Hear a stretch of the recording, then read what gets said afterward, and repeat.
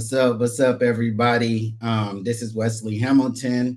Welcome to another episode of Out of the Shadows, where we uncover incredible stories about individuals who have overcome challenges and now living their dreams. I'm excited to announce our new guest, a good friend of mine, Rahul, Emmy Award winning filmmaker, former Army medic, ER nurse, has overcome a lot of challenges, came from a different type of upbringing. And I mean, now this guy is working with companies like Netflix and Lowrider, Yeah. and working with somebody like me. Like I Yes, have to throw sir. that out too. So no, I'm just really excited. Raul, thanks for being on the show. Um, Thank, yeah. thank you for having me, man. I have a tremendous amount of respect for you. And I'm thankful to call you a friend, and I'm thankful for this opportunity as well, man. So thank you.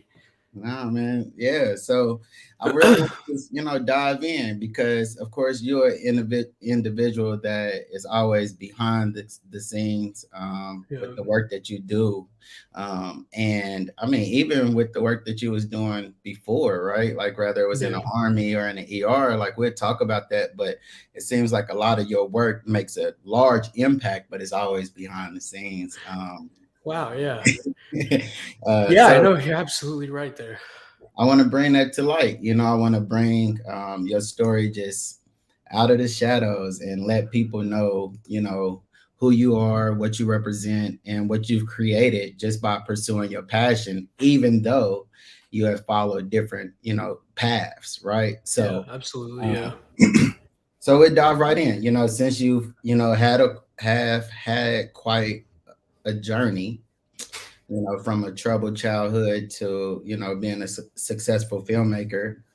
Can you share with us, a little bit about your upbringing, Yeah. what you're comfortable with, and then what would, when was the turning point, in your life that made you, pursue your passion into storytelling?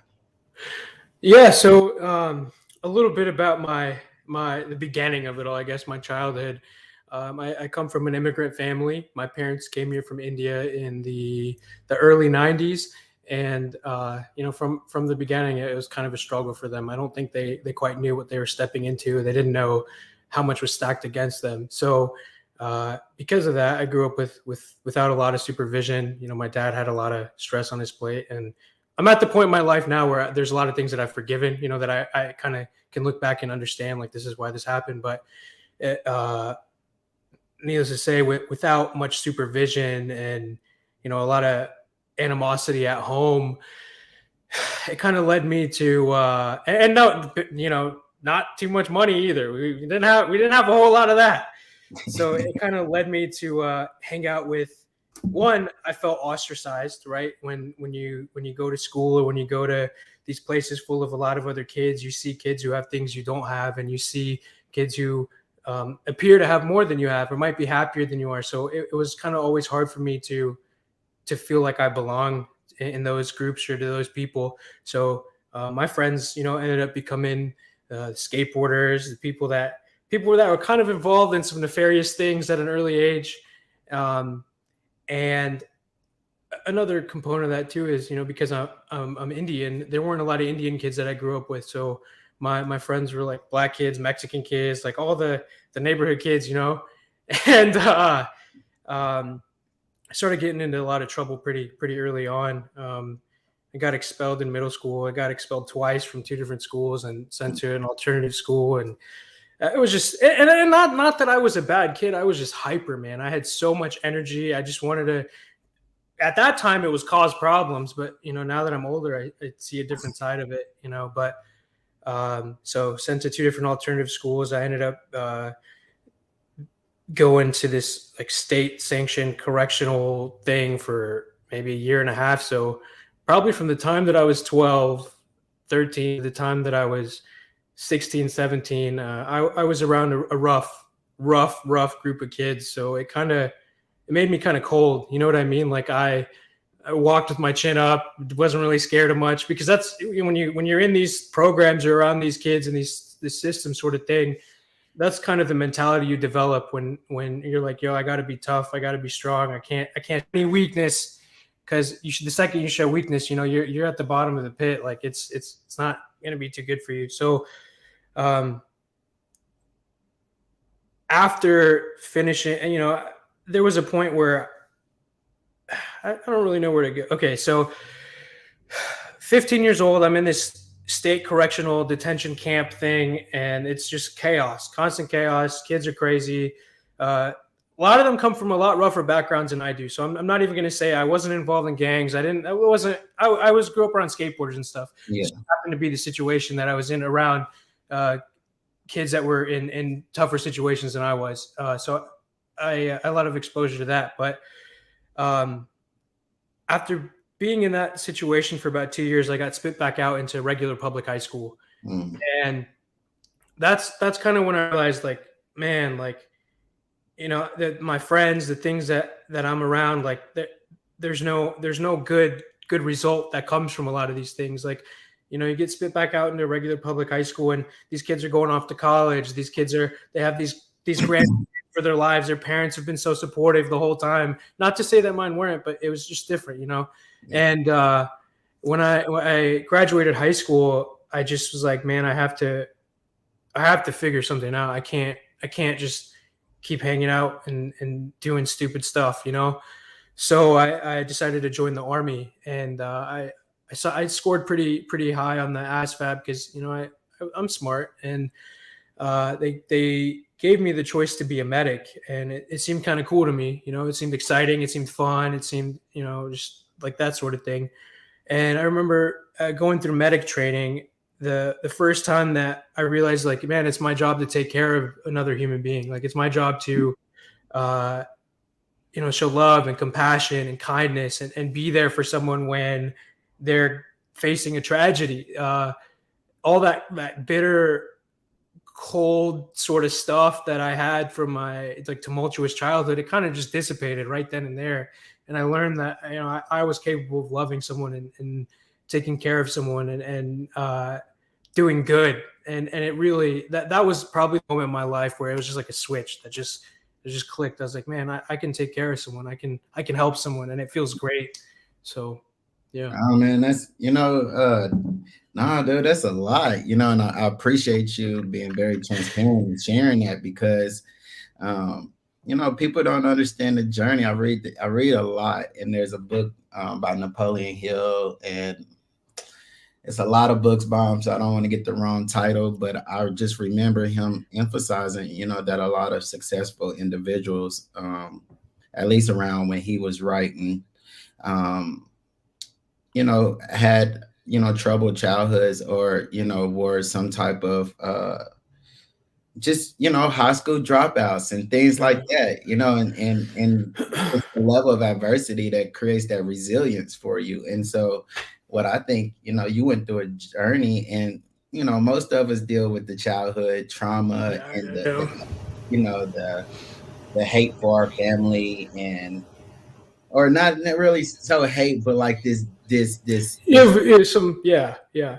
something, right? Because your parents angst, maybe you're just upset. You're like, man, because you don't understand, right? Like, it's kind of like, as a baby, you've always cleaned. So when you got to go and push off, and you're not understanding what that grind is, and me as a father, I understand it more now, but I think that's understandable. But the journey that you went on after that, going through something. So it's funny that you share that, because I went to Job Corps at 16. Okay, yeah. And I was like, went to Utah. I have been getting kicked out of school, and it is that you have this level of trying to be disciplined and do something different. But of course, I messed up there, had to come back home. And when I came back home, I went back to public school. And it was like, one, at least for me, the public schools that we go to, at least in the inner city, they don't really bring you value. So I'm grateful to hear you graduated and things like that. But for me, I had to leave, because I'm like, nah, this ain't for me. And that's just because it really just, it's like, you have more potential than what you're surrounded by. And Absolutely. That's what I hear from you. It's like, no, like, I don't consider myself being like a person that was challenged when it came to education. You Yeah, no, never, never. Like, it's easy, man. Yeah, so it's kind of like, but you wanted more out of life. You wanted to Yeah. feel a purpose, right? Like, and And so you make a great point, because I'll tell you, because of all those things that I went through as a kid, I always felt like, man, there's something fucked up about me. There's something wrong. Like, I don't know what it is, but I'm just off a little bit. And then I remember the first day that because I became a nurse after going through medic training, and the first day that I stepped into the emergency room, and I was the people that I was working with, right? Like, they're nurses just like me. They're successful. They have families. I was the youngest one. They were all older than me. And as soon as I stepped into the emergency room and I started talking to my coworkers, I realized, man, that like these fools all around me, they're just as fucking crazy as I am. They have it's like if once you understand yourself, dude, once you understand, like, this is a level of stress, or this is a level of stimulation that I need in my life to be happy, to enjoy things. It really changes the way I think you can approach your entire life. Because when I stepped into the emergency room, I felt like, man, I really do belong somewhere. Like, this is where I belong. Like, in these kind of sort of high stress environments, like, I really feel close to these people that they understand. And throughout my entire childhood, like, I always felt like, man, why the fuck am I so crazy? Like, what the hell is wrong with me?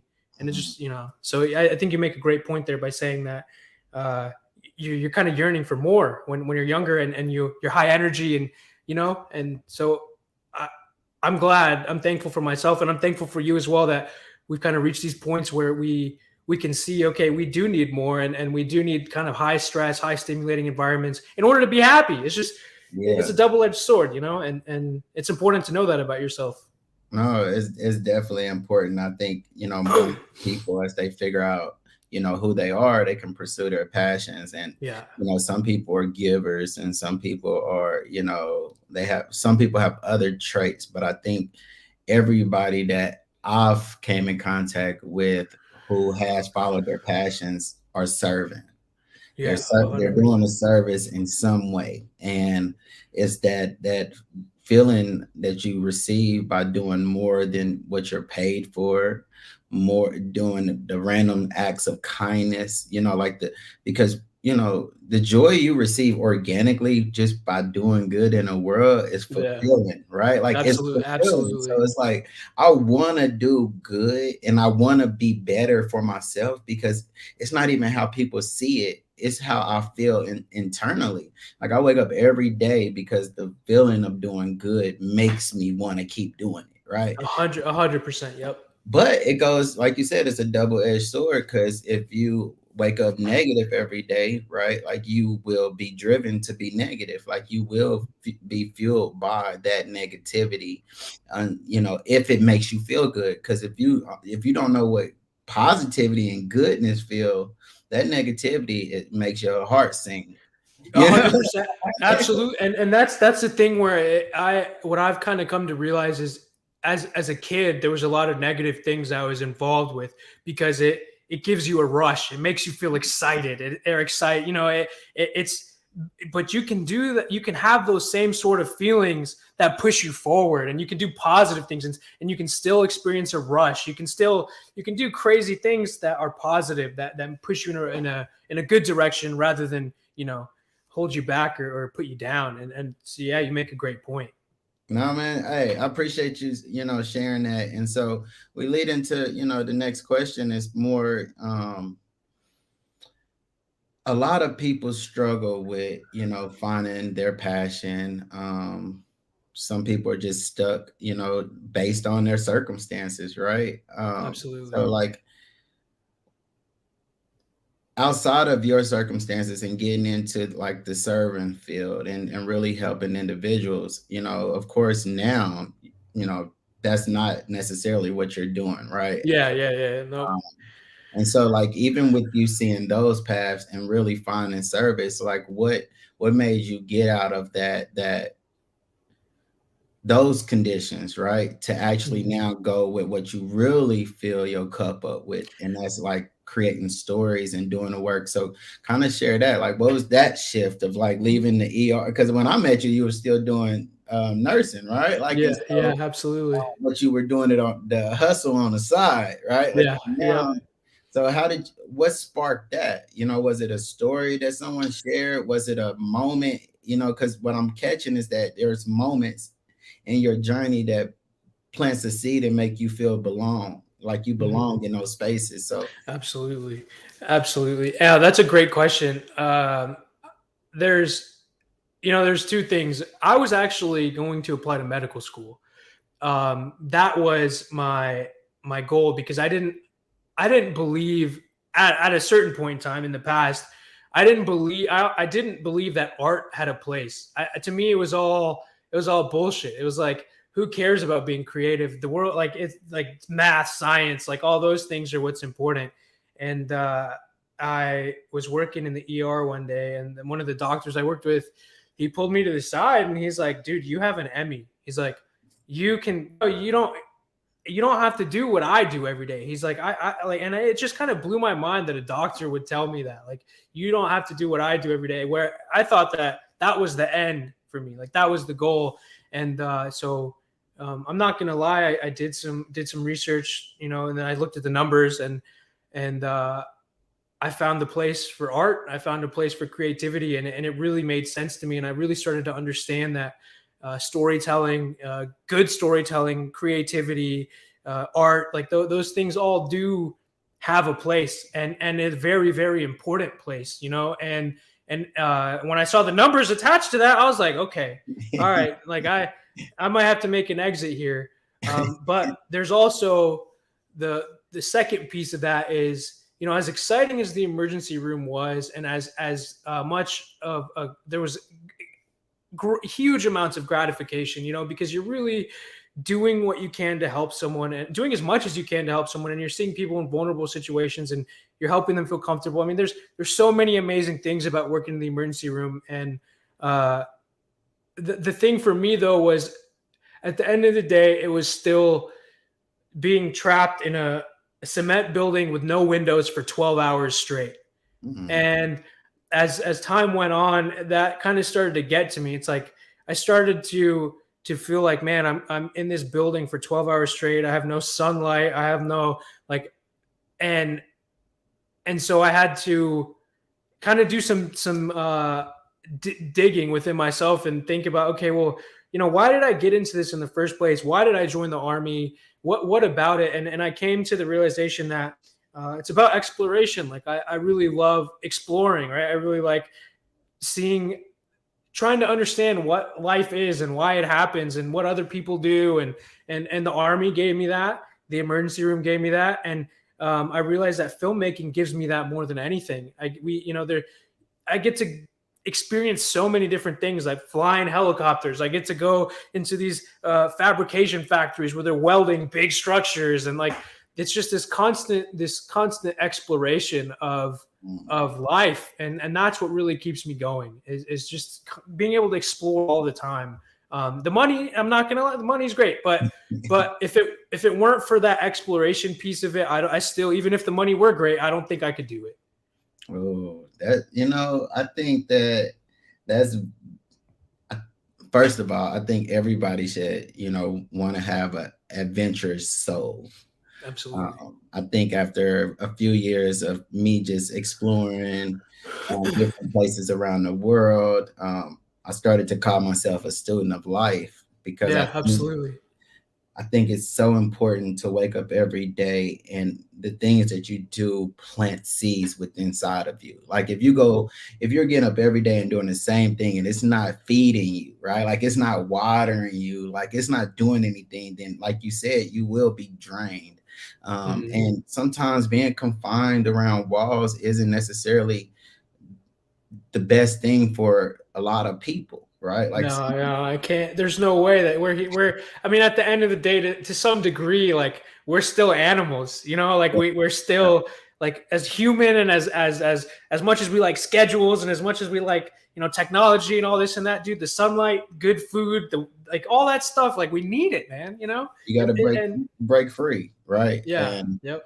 And of course, like for me, I think I broke free once went through 2 years of bed rest and having to be confined by walls every day. Like it was the same situation, just different in certain ways. And but yeah, man, just thinking about, kind of how that allowed you to spearhead into something else. And then again, like having the joy to be adventurous and then sharing those stories. So it's not just the companies and individuals that you're working with that's sharing stories. Now you get to share those stories with your family and Yeah, friends.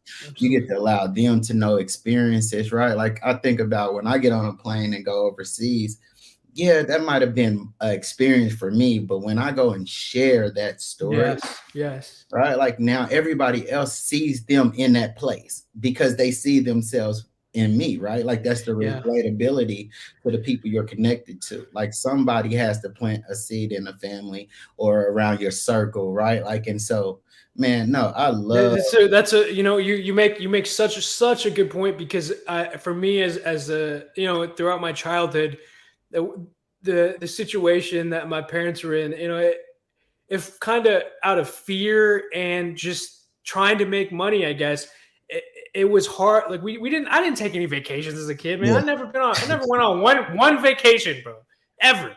And so, um, I, I completely, like, I know you have a daughter, but for me, when I have kids, it's of such an important piece to have seen and done as much as I possibly can, so that when I do have kids, I can say, hey, you can go here, you can do this. There's so much out there just waiting for you, because it's one of the things that, and I'm not throwing shade on my parents whatsoever. They did what they had to do, and I completely understand. And in the situation they were in, but those are some things that I didn't have as a child, and I want to be able to give those to to my children when I have kids.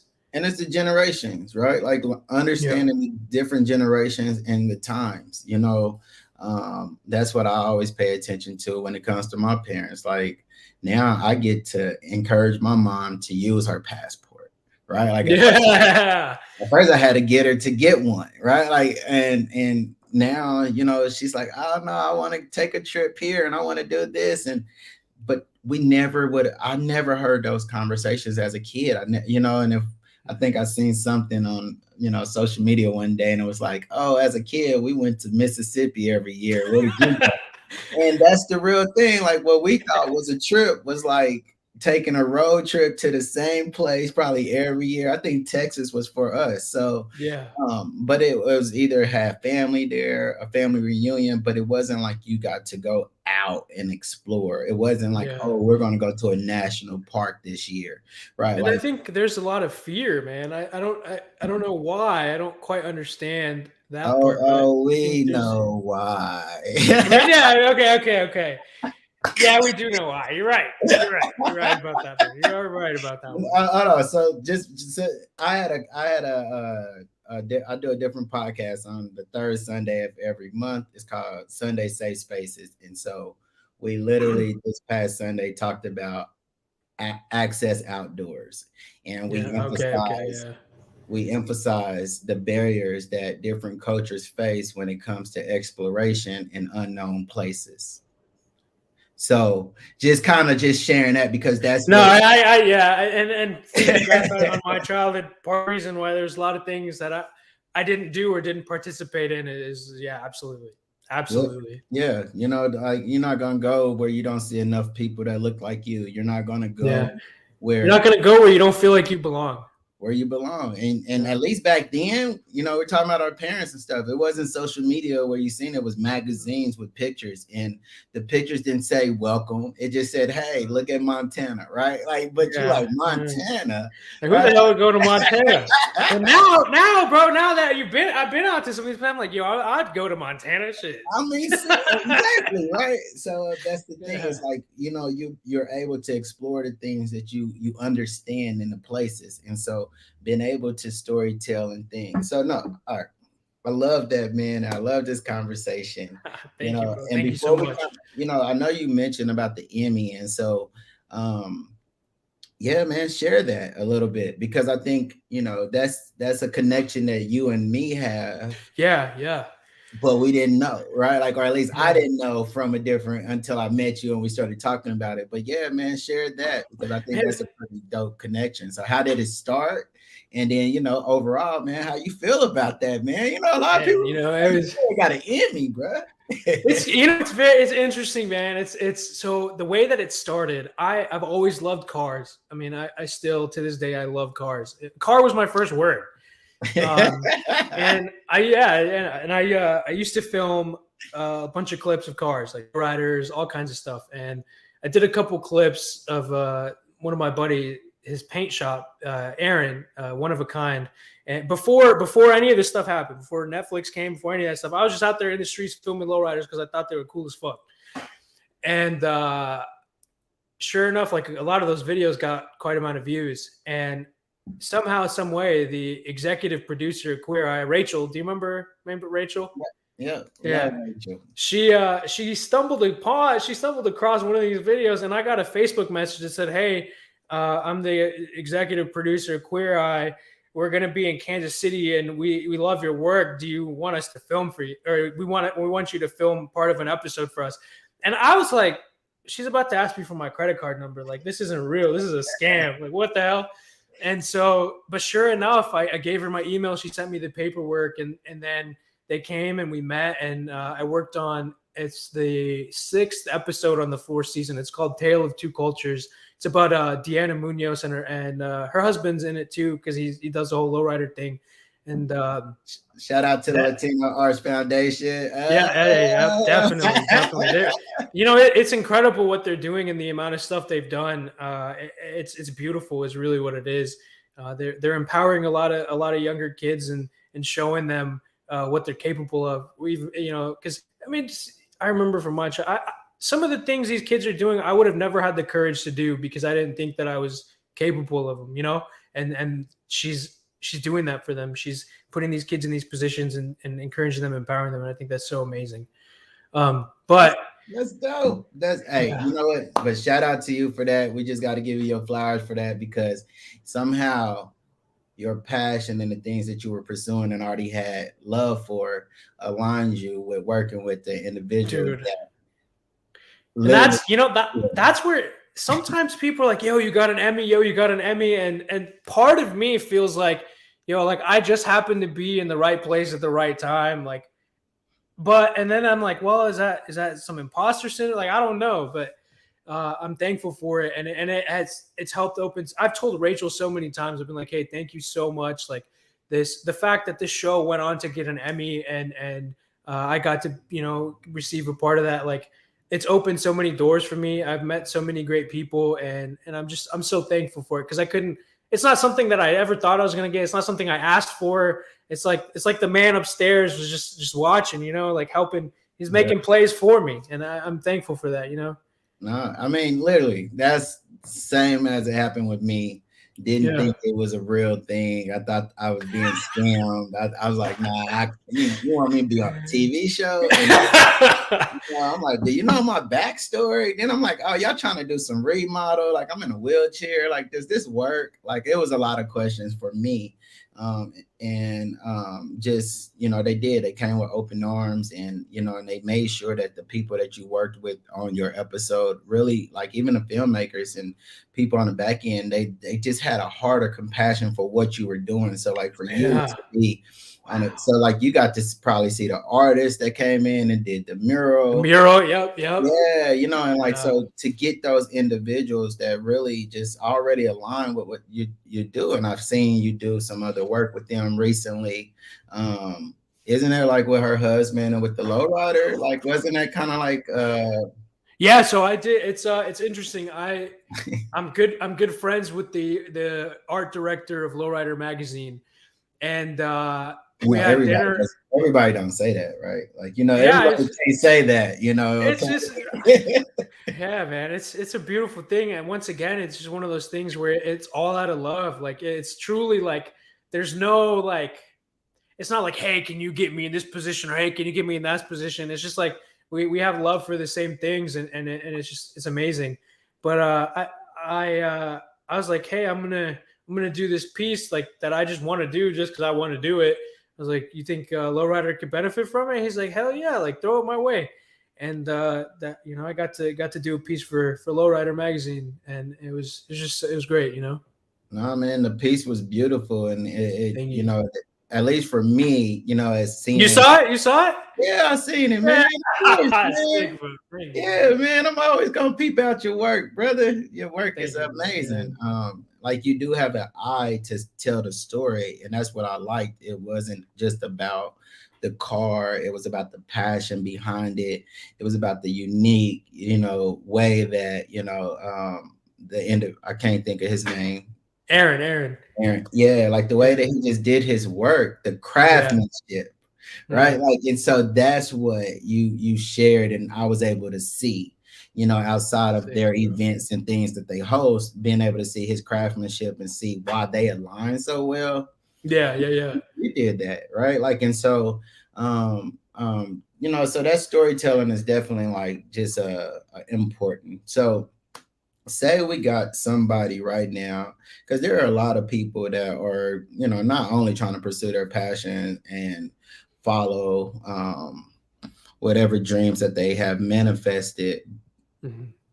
but because they're stuck, like you knew that the numbers were right, but you also felt more joy in the exploration piece of pursuing filmmaking. Somebody could Absolutely. literally be in the best position in a career, but their purpose and passion is something that they do on the side, right? Yeah. Like, Yeah. 100%. Yeah. and maybe Yeah. they're waiting on the big break, but you had a big break and still had to find something else to give you that.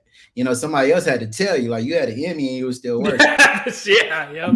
Yeah. Absolutely, man. So, like, what would you tell somebody that is literally like right there on the edge, but they're doubting how much they can do, because of maybe they're thinking about finances, they're thinking about all those things. So, like, how Yeah. does somebody push themselves to unleash that and pursue their passion? I think the biggest thing is, uh, I think anyone that's done something that's fairly incredible, I feel like they don't see how incredible it really is, in their own eyes. So if you're a person that's on the verge of taking the leap, be honest with yourself and look at the things you've already done, and recognize how great they are, and how far you have pushed yourself and what you have done, because you might be discrediting yourself. So I would say that, take a look at the things you've done in the past and realize that those things, you didn't do them for no reason. And if they are great things and that you did have fun doing them, and that they, they are extraordinary, then you'll continue to do extraordinary things.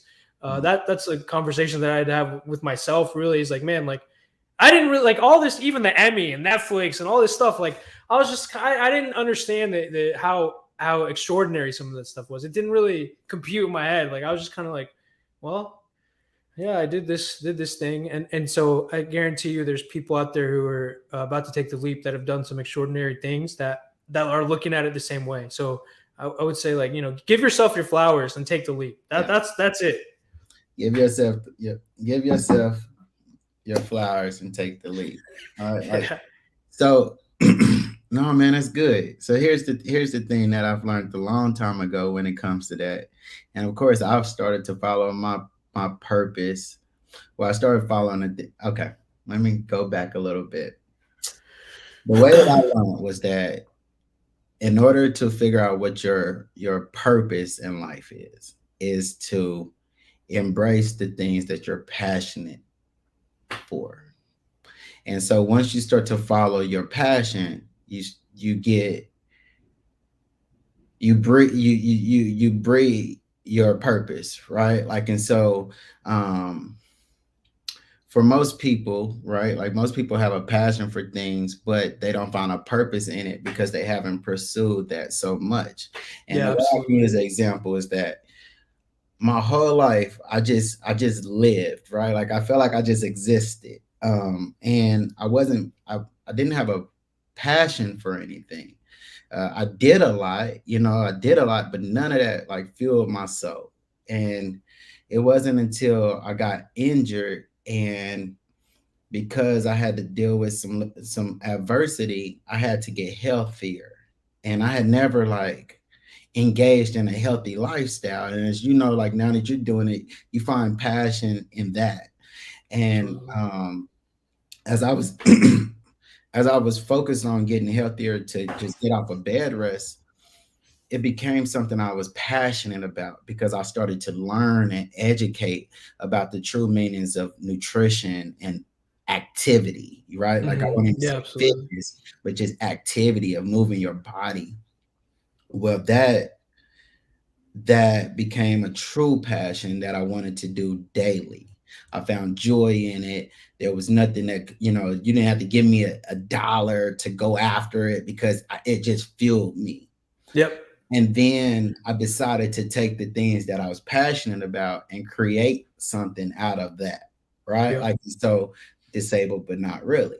Yep. So I was able to still do the things I'm passionate about, serve people from the things that I'm passionate about, and fulfill my purpose. And now the work that I do never feels like work Absolutely. because it's Absolutely. the things that I'm passionate about. Don't say, not meaning that I'm not frustrated, overwhelmed, and things Oh like yeah. that. Yeah. Oh yeah. Right? Like, Yeah, but man. it doesn't make it any different for me to wake up every day and be like, you know what? It's nothing for me to teach Yeah. a healthy lifestyle.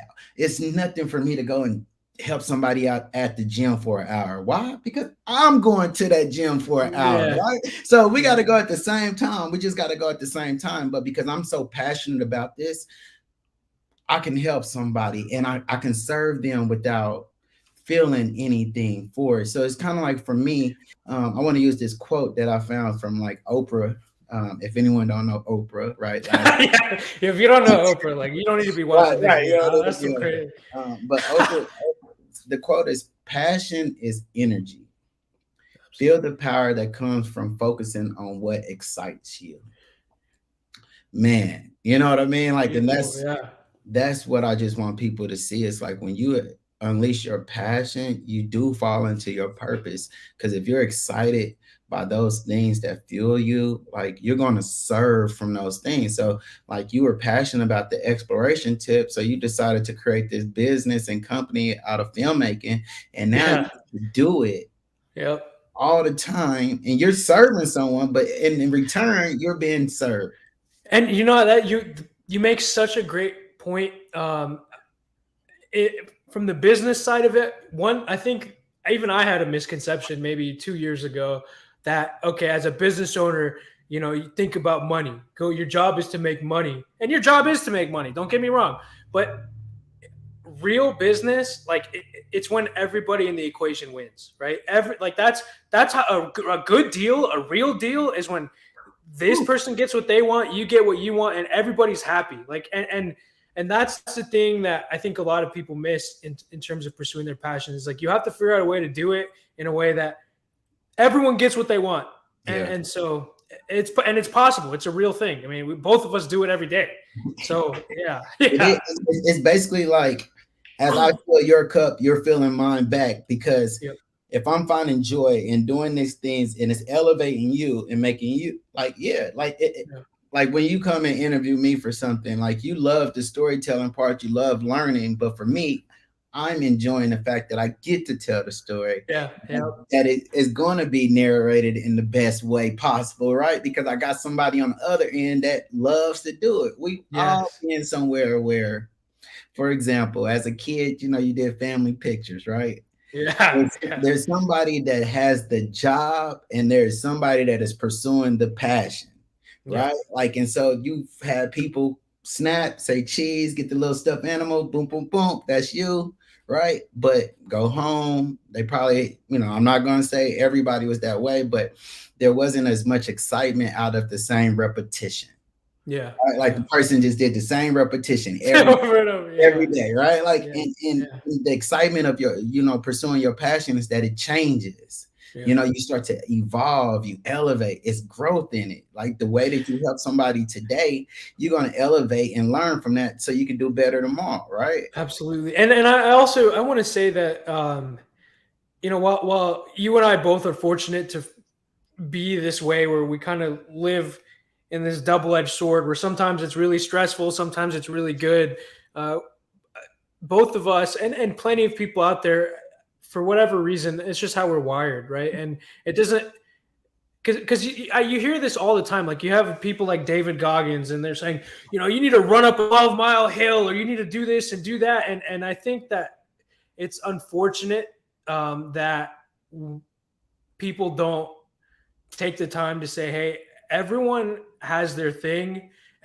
Just because 10,000 hours of stressful situations doesn't make you happy doesn't mean that there's something wrong with you. You know what I mean? Like, for some people, that repetition of taking those pictures every day, that does it for them, and it makes them happy. And there's nothing wrong with that. Like, that's part of the reason I can't stand a lot of these motivational people, is because they make it seem like you have to climb Mount Everest so you're not a good person. And it's like, no, man, like, there's people who do simple jobs and they makes them so happy. And that it's beautiful. It's a great thing. And it's just important to recognize what makes you happy. So I like that you just emphasized on that. And, for me, a lot of times I try to talk about the entrepreneurship and the entrepreneurship side, because again, it's all about what you love to do. If you love the job, and the example is definitely just sharing, if you love the job, it will come out in many ways, right? Like, you elevate in that position, right? Like, there's people that stay in a certain position because they've settled, but the love and the passion for whatever you do will help you elevate, right? Like, that's the rewards that you receive, rather comes from, like, a better contract or anything like that, is literally because you're doing what you love every day, and Absolutely. the universe is rewarding you because you're following your purpose and passion. So I always try to tell people that are even in a workforce right now, like, just do, if you love it, it shows. It shows Absolutely. out of careness, empathy, all of that, compassion, right? But when you don't love it, your energy pours out on someone else. And that energy can shift someone, right? Like, it can shift. It's like, if you didn't love being a nurse, which you did, but you didn't love being a nurse, you're like, I'm just here for 12 hours. Right? Damn. That would not be a good situation.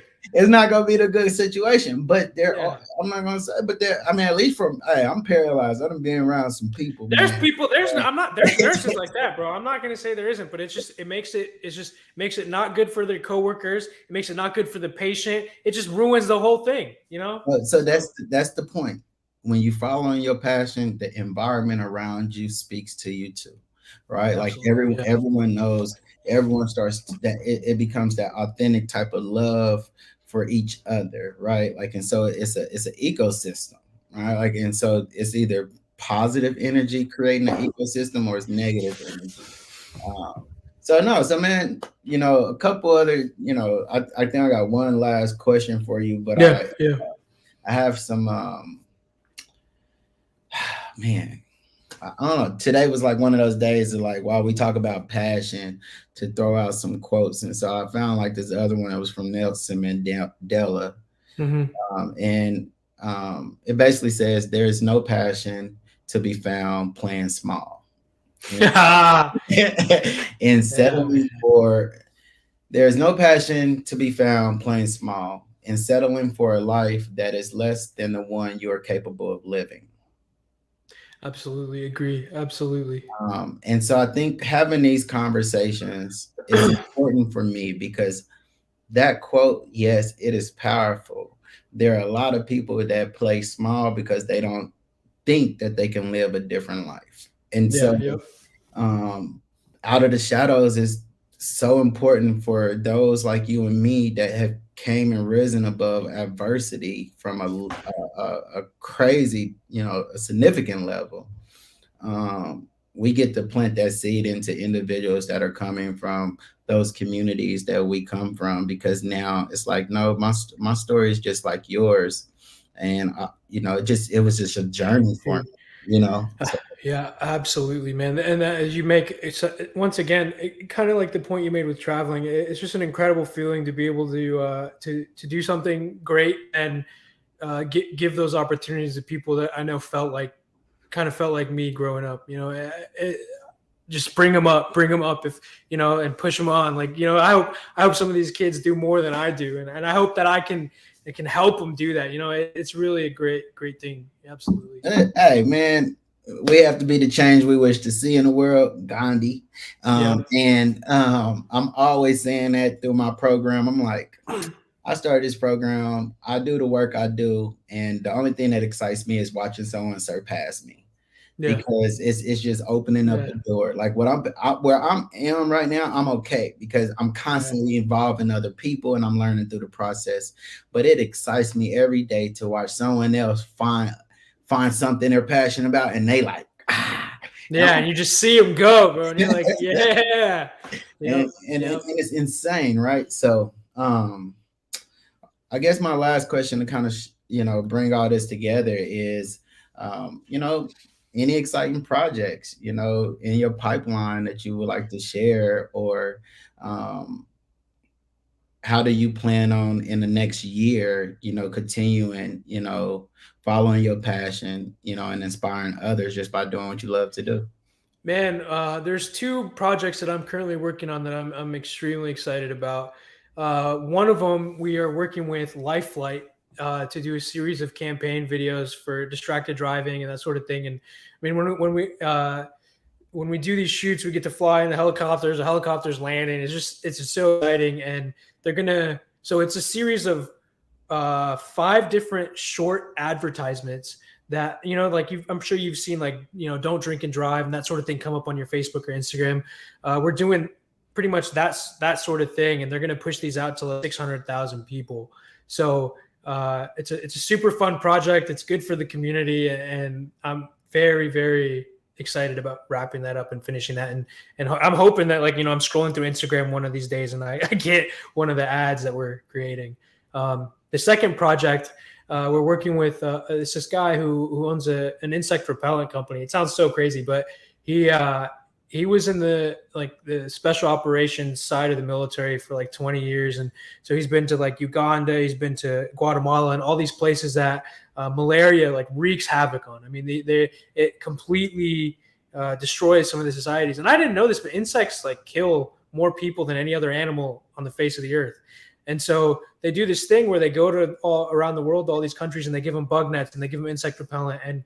And the study, it's crazy because they'll look and like see 10 years later, okay, school attendance has gone up. Some of these kids are graduating and they're going on to do great things. And we're helping him with some of those things. And it's just I'm excited to travel. I'm excited to make an impact. It's just a project that I'm very excited about. So those are my two. Yeah. No, man, I like that. I like that. Shout out to those projects and shout out to just telling us stories. I mean, I think it's important.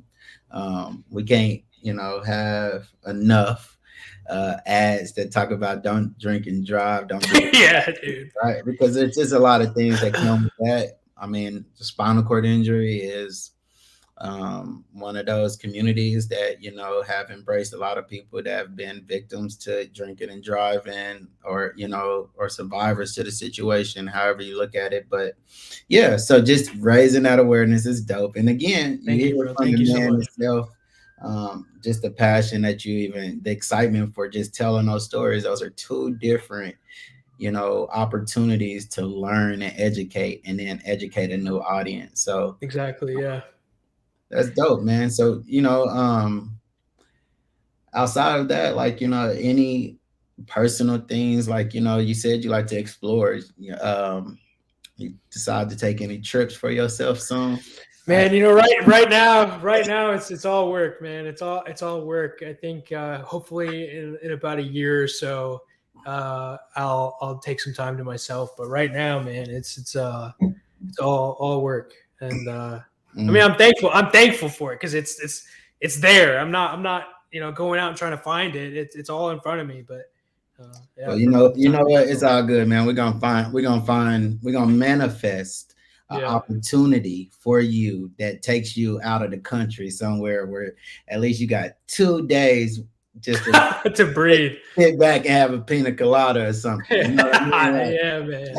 that's what we're gonna manifest for you. That sounds And good. so yeah, man, we're gonna go ahead and wrap this up. I did get a couple people. I want to say Roshan My said, brother. That's my brother. "Oh, okay, yeah." He said he was watching. He had to let you know. You know, he rooting for you. You know, so Hey, that's what's up.